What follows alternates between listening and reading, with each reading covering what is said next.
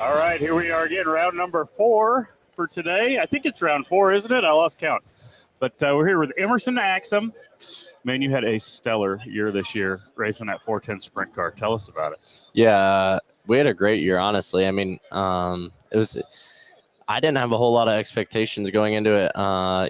We kind of built our own program. Dale Klasmeyer and Scott Petrie have really helped me out and gave me the right equipment and gave me the right funding to do it the right way. But we kind of built this program out of our shop, and I kind of put me and my father kind of put the people around it that we wanted to be able to control it. And obviously it paid off, and hopefully this offseason, we're working to come back stronger next year and come back with some better pieces and maybe a little bit better personnel and stuff like that, and be better prepared for the full year. And you can't ask for a much of a better season when you're building a program for the first year.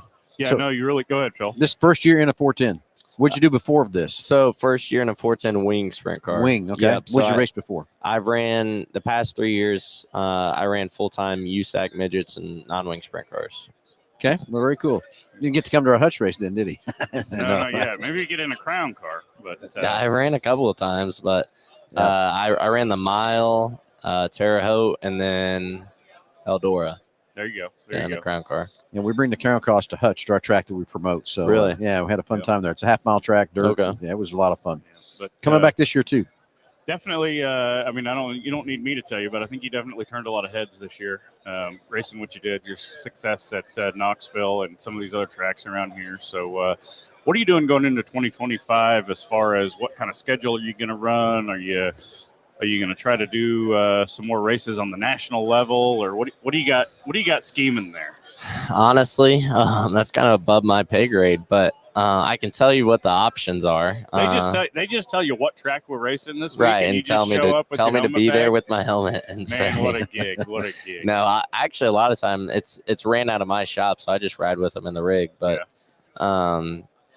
so that I guess we're definitely going down to Florida with the Outlaws to start the year, and then the options kind of are you're either a full-time outlaw, a full-time high limit guy, or pick and choose and run both, and then fill in between with some Knoxville stuff or maybe Williams Grove stuff, because we haven't been out in PA and Port Royal and stuff like that. So maybe possibility of like a true outlaw schedule, right? Whatever but you want to the do. issue with that is you're running, like I ran 78 times this year, and fortunately the Outlaws and both high limit helped me out with tow money, but I didn't get any points money, and I only ran with the Outlaws and high limit probably a total of maybe 30 times out of the 78 times, right? Maybe so there's 40 races there that I didn't get any tow money, and then I didn't get points money, and that it adds up. The Outlaws kind of go above and beyond to help out with tow money.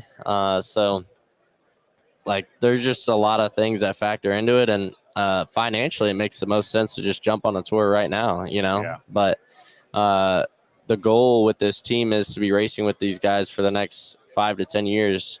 So, we're trying to look long-term. You look at guys like David Gravel and a lot of the successful outlaw and high-limit teams have been together for 5+ years now. You know what I mean? A lot of the guys. Yeah. So, the guys that are always unsuccessful are ride hopping, right? Yeah. So, the grass is greener where you water it. So, we're trying to just get our program the way we want it and build it the right way. And that's kind of what next year's plan is looking for the future. What's our best interest? And you're absolutely right. You look at some of the most successful race teams out there. As Phil always says, it's it's all about building a relationship, and it's about getting everything to jive. And the most successful teams out there have been together for a long time. Mm-hmm. They're utilizing the same chassis manufacturers and the same engine builder and the same shock program, right. And they've just been able to refine it over a long period of time into something that's just successful, and it's just hard to get beat. And I think you guys are definitely on the right track, and I think going forward, I think you'll get there. I hope so. We're putting in the effort. If we don't get there, it's not from a lack of effort. Yep, 100%. Heard that before. A few times. Few times. So, Yeah. So, what's the thrillingest part? What's your best track that you love to race at so far? I don't know. I mean, I like honestly, I like the events, right? Like I like the Knoxville Nationals, the Kings Royal, the Chili Bowl. You raced the Chili Bowl too? Yeah. Yep. This coming winter. Yeah, that's the plan. That's cool. We'll be there. Really? Yeah, it's fun. It's one of my favorite events. Like I said, and the Little 500, that's a pavement sprint car race. Yep. I enjoy that one of my favorites. And just kind of like the events, like I said, it's not really a place particular. I love Eldora. You know, I think kind of just anytime you go to a place like Eldora, and a wing car, I hated it. And non-wing sprint cars and midgets, man, it was not. It just wasn't my style.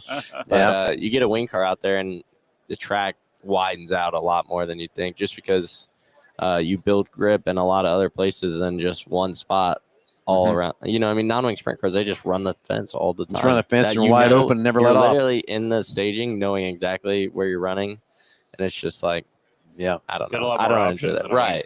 Yeah, I don't enjoy it. Yeah. Well, very cool. It's exciting to be qualified, or not qualified, to win a Who's Your Hero driver. It's cool to be in a lot of those drivers and be in that upper echelon and stuff, but to get recognized too, for sure. You know, all these interviews we do. This is our second year to do these interviews. It's fun to interview you guys and hear all the different stories, how you come up through the ranks and where you're going, what you've been doing, and all that kind of stuff too. So, big congratulations to you. Thank you. You must have put something on the map there I guess. So what kind of stats we got for last year that got him up here, Nick? Or what's your stats? Well, you're going to have to tell us, you know. I mean, I keep up with it, but there's so many of you to keep up with. It's no, you're not wrong. At the start of the year, honestly, we struggled a little bit. And then we got rolling kind of once the weather started warming up and we can travel a little bit more. You know, at the start of the year, you're kind of locked down to one place, either Florida, Texas, or Pennsylvania. For whatever reason, they race early. Well, I've seen races go on there while it's snowing out. Yeah. We've got a couple podiums with the Outlaws and High Limit. You know, we ran 6th at the Kings Royal and got Rookie of the Year. We ran 2nd at the 360 Nationals, got Rookie of the Year. Made the A-Main at the 410 Nationals and got Rookie of the Year. A lot of Rookie of the Years that first year, huh? Yeah, I think every crown jewel we went to, we got it. Good for you, man. Yeah, I appreciate that. So I don't know. There's a lot of stuff, but the thing I'm most proud of, honestly, is just building the program up. You know, and like this is my first time really kind of building a program, like putting all the pieces together instead of just driving for somebody. So that's honestly the thing I'm most proud about, and you know, having success while doing it. We were dang close to a couple outlaw wins this year. Just kind of the driver made a couple mistakes on a late restart and got beat by experience. But you know, I always say as long as you're in position, you can't really be too mad. You know, you just got to as long as you put yourself in position and you have a shot at it, then that's all you can ask for. Well, you know, you gotta gain that experience, right? And, I think you gotta be shown those experience moves before you learn it. You know what I mean? Sure. So, I mean, I think it's on the horizon for you. I think there's a good chance you're going to see some big ones in 2025. And, you know, when you're in Kansas and Nebraska, we'll be there doing the tire service. So you're going to have to make sure you stop by and say hi. And come over by a tire, too. Yeah, a tire, too. Hopefully I have a certificate. There you go. There you go. There you go. Yeah. So, well, anyway, once again, anybody you need to thank, anybody you want to talk about, or how do people follow you, that kind of thing, too? Yeah, honestly, the two biggest guys are just Dale Klasmeyer and Scott Petrie. Both have been, you know, Scott Petrie, I got my first big break and USAC midgets from him. So, and he's still with me today. And then Dale Klasmeyer, we become family friends. And sure, his kid Tucker Klasmeyer is also a very big help to our program. And you know, those guys, we really wouldn't be able to do it without them. And just those are honestly kind of the main two guys, that make this program go in circles. That's very good.